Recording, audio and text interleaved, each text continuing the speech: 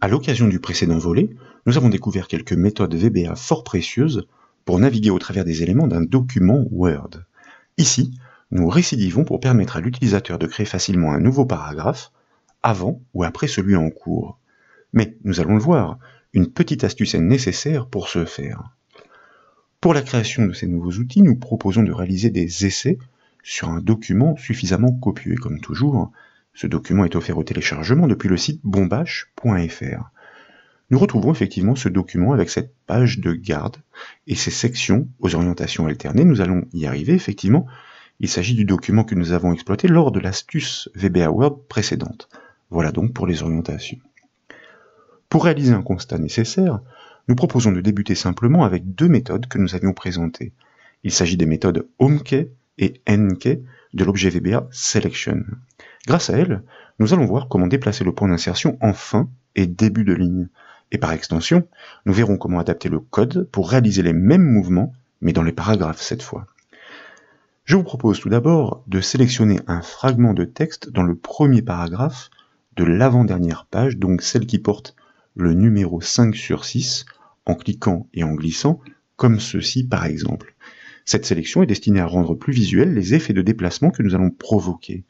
Cette avant-dernière page porte donc, nous l'avons vu, le numéro 5 sur 6, mais dans l'absolu, il s'agit de la 7e page du document, en raison de la présence de la page de garde et du sommaire qui ne sont pas numérotés.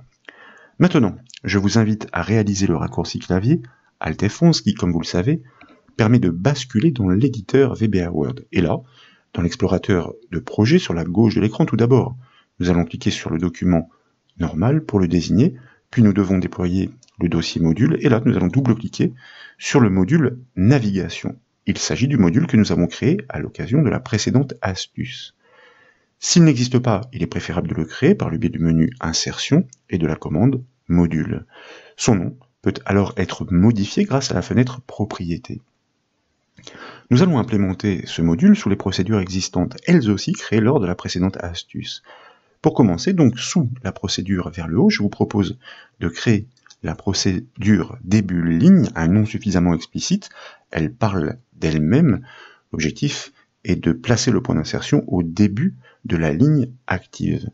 Nous allons exploiter notre objet Selection décidément incontournable avec sa méthode HomeKey, nous en parlions. Et là, je fais volontairement le sacrifice de ne pas respecter la case, c'est-à-dire le K en majuscule et le H en majuscule, car comme vous le savez, et voilà, Word vient de le prouver, le VBA va corriger cette casse à partir du moment où l'argument, l'objet ou la méthode, la propriété est bien reconnue.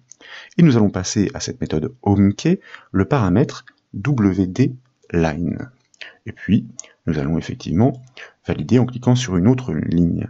Cette instruction a un air de famille avec celle que nous avons découverte précédemment. Nous avons simplement modifié l'unité de déplacement WDLine passée en argument de la méthode HomeKey de l'objet Selection.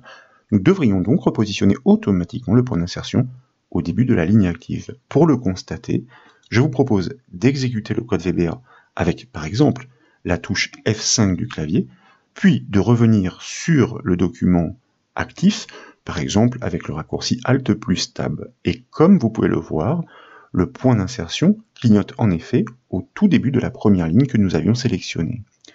Maintenant, et tout aussi simplement, nous allons donc voir comment déplacer automatiquement le point d'insertion en bout de ligne. Pour cela, nous le savons, il suffit d'exploiter la méthode EndKey avec le même argument que nous avons passé à son homologue HomeKey. Donc, je vous propose de revenir dans l'éditeur VBA Word. Tant qu'à faire ici, il est plus simple de copier et coller la précédente procédure simplement pour adapter premièrement son nom, puisque, nous l'avons dit, deux procédures du même nom ne peuvent pas cohabiter, c'est fort logique. Nous la nommons donc fin ligne, et nous allons remplacer sa méthode HomeKey par la méthode EndKey. Et à validation, constatez une fois encore que la casse est corrigée. Dès lors, nous allons enfoncer la touche F5 du clavier pour exécuter le code, et puis nous basculons de nouveau sur le document Word pour constater que le point d'insertion a effectivement été déplacé au bout de la ligne active au moment de l'exécution du code VBA. Maintenant, pour atteindre automatiquement les extrémités des paragraphes délimités par ces marques, je vous le rappelle, donc des groupes de lignes, nous pensons naturellement exploiter les mêmes méthodes mais avec l'unité WD paragraphe à la place de l'unité WD line. Je vous propose de revenir dans l'éditeur de code VBA Word. Nous allons là encore, tant qu'à faire, dupliquer une procédure existante de manière à l'adapter plus simplement. Ici, les noms explicites sont toujours précieux. Pour qu'ils parlent d'eux-mêmes, je vous propose, c'est un exemple, par contraction, nouv parag pour paragraphe et APS pour après. L'objectif est de pouvoir, à l'issue, créer un nouveau paragraphe après la sélection en cours, c'est-à-dire après le paragraphe actif. Nous gardons notre objet selection, nous gardons notre méthode nk. Par contre, et nous l'avons annoncé, nous souhaitons remplacer l'unité de déplacement WD_line par WD paragraphe, ce que nous faisons et nous validons en sortant de la ligne. Et puis, naturellement, nous allons tester en exécutant le code avec la touche F5 du clavier. Mais, cette fois, une surprise surgit. Ce paramètre n'est pas disponible avec la méthode nk, comme avec la méthode homekey d'ailleurs.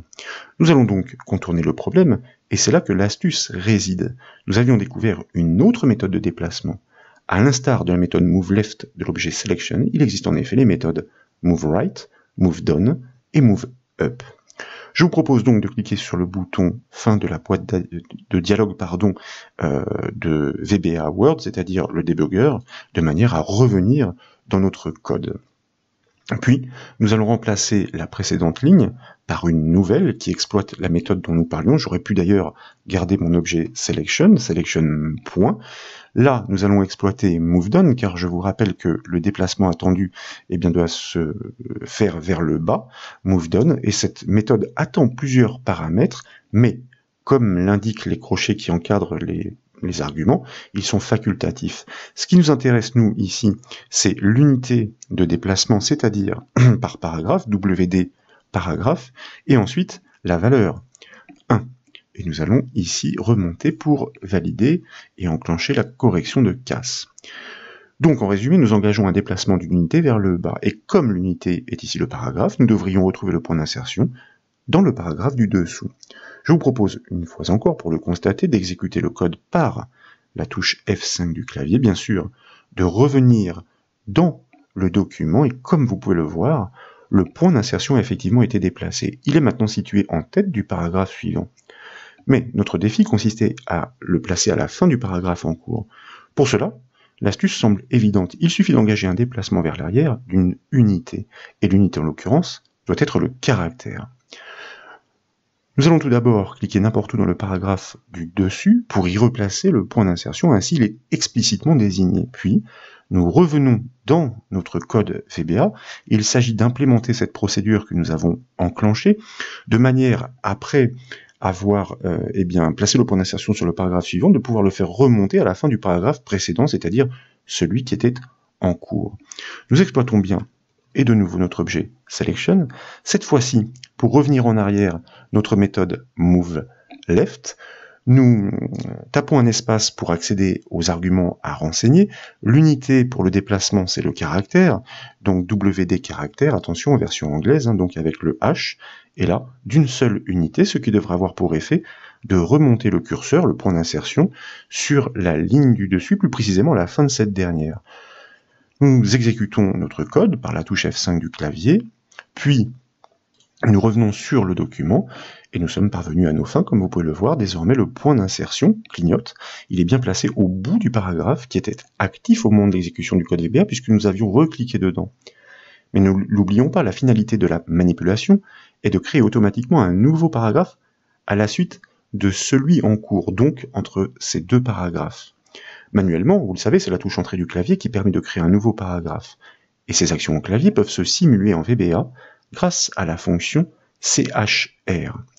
De nouveau, je vous propose de cliquer au milieu de ce premier paragraphe pour y replacer le point d'insertion, puis de revenir dans l'éditeur VBA Word. Et là, nous allons ajouter une troisième et dernière ligne de code pour parachever l'action, toujours par le biais de notre objet selection. Nous allons exploiter une méthode que nous connaissons déjà, type texte, et nous allons lui passer en argument la fonction CHR avec le paramètre 13, et nous validons là encore en changeant de ligne. Nous l'avions découverte à l'occasion de la première astuce en VBA Word, c'est la méthode type texte de l'objet selection qui permet d'insérer du texte à l'emplacement du point d'insertion. Avec la valeur 13 passée en paramètre de la fonction CHR, nous simulons un retour chariot comme s'il avait été fait avec la touche Entrée. À la place de la fonction CHR, il est à noter que nous aurions pu exploiter une action que nous connaissons. Il s'agit de la méthode type paragraphe de l'objet selection. Mais il est intéressant de découvrir des techniques variées. Je vous propose d'exécuter le code, comme toujours, de revenir sur le document Word pour constater, comme vous pouvez l'apprécier, la présence d'un nouveau paragraphe qui a bien été automatiquement inséré à la suite du précédent. Il nous reste maintenant à construire l'action consistant à créer un paragraphe au-dessus du paragraphe en cours. La technique est similaire, mais cette fois, nous allons devoir remonter dans le flux du document avec la méthode moveUp. De plus, les deux dernières lignes doivent être inversées pour que la création du paragraphe intervienne avant le déplacement du point d'insertion en arrière. C'est ainsi que nous pourrons le positionner sur le nouveau paragraphe. Pour cela, donc, tout d'abord, je vous propose de supprimer ce paragraphe vierge, de cliquer n'importe où dans ce premier paragraphe de texte pour y remettre le point d'insertion, de revenir dans l'éditeur VBA. Le plus simple dans un premier temps est de copier intégralement cette petite procédure pour la coller en dessous, d'adapter le titre, l'intitulé, le nom de cette procédure. Donc, c'est non plus nouv parag APS, puisque nous souhaitons le placer avant, donc je vous propose un nouv parag AVT. Et là donc, à la place de la méthode moveDown, il s'agit de remonter dans le flux du document. Nous allons exploiter la méthode moveUp, toujours avec l'unité calée sur le paragraphe, et puis un déplacement d'une unité, donc grâce au deuxième paramètre. Là, et nous le disions, nous devons inverser ces deux lignes pour la bonne et simple raison que, une fois que nous avons créé que nous sommes remontés dans le paragraphe situé juste au-dessus, nous devons donc faire un retour chariot et ensuite revenir d'un caractère en arrière grâce à la méthode moveLeft. Pardonnez-moi pour ces quelques petites hésitations, j'essaie de retrouver mon chemin. Ensuite donc, nous allons exécuter le code VBA, comme de coutume, revenir sur le document Word pour constater que c'est bien un paragraphe vierge qui a été créé au-dessus du précédent, exactement ce que nous souhaitions. Concernant les deux dernières actions, nous souhaitons les matérialiser maintenant par des boutons à placer dans un ruban dédié, celui qui se nomme Outils, et que nous avons créé à l'occasion des précédentes astuces. Pour procéder, en haut de la fenêtre Word, nous allons tout d'abord cliquer n'importe où avec le bouton droit de la souris sur le ruban actif, puis, dans le menu contextuel, nous allons choisir la commande « Personnaliser le ruban ». De fait, la boîte de dialogue des options Word apparaît.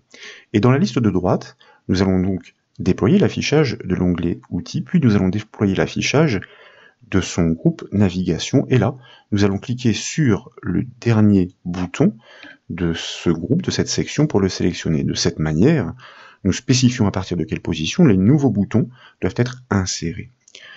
Nous avons créé l'onglet Outils et ses boutons au fil des astuces précédentes, donc s'il n'existe pas dans votre environnement, il convient de le créer d'abord. Ensuite, je vous invite à déployer la zone déroulante au-dessus de la première liste, puis dans les propositions de choisir la catégorie macro, et dès lors, nous allons sélectionner la première de ces macros que nous avons conçues ensemble. Sur les quatre, seuls deux nous intéressent, c'est-à-dire nouv parag AVT, puis nous allons cliquer sur le bouton ajouter. De fait, la suivante est naturellement sélectionnée automatiquement.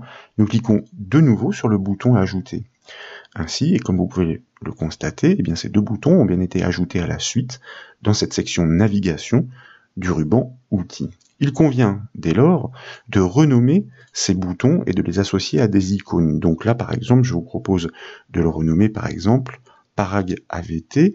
On fait des contractions un petit peu plus poussées. Il faut qu'elles soient explicites car visuellement elles seront représentatives pour l'utilisateur, mais la place est limitée. Et là donc, pour le paragraphe avant, nous pourrions choisir cette symbolique, c'est-à-dire la flèche qui revient en arrière. Nous cliquons sur le bouton OK. Nous faisons de même pour le bouton qui consiste à créer un paragraphe après. Nous le renommons donc parag, selon finalement les mêmes règles APS, donc avec un point, puisque c'est une contraction, et nous allons choisir l'icône inverse, c'est-à-dire celle qui va vers l'avant. Et puis, nous validons avec le bouton OK. Vous voyez que ces modifications sont prises en compte en instantané dans cette boîte de dialogue que nous pouvons valider avec le bouton OK situé tout en bas. Et de retour sur le document, maintenant, je vous invite à cliquer sur l'onglet Outils, à placer le point d'insertion dans l'un des paragraphes, et puis à tester ces boutons en cliquant par exemple sur Parag avant, et puis en cliquant ensuite sur Parag après. Et désormais, donc, à chaque clic sur ces deux nouveaux boutons, vous pouvez apprécier la création d'un nouveau paragraphe, comme nous venons de le voir, soit avant, soit après. Voilà donc pour cette nouvelle astuce VBA Word, j'espère qu'elle vous a plu. Si c'est le cas, comme toujours, je compte sur vous pour mettre un petit j'aime à la vidéo, et comme vous le savez, vous pouvez retrouver toutes les astuces et toutes les formations sur le site bombache.fr. Je vous remercie.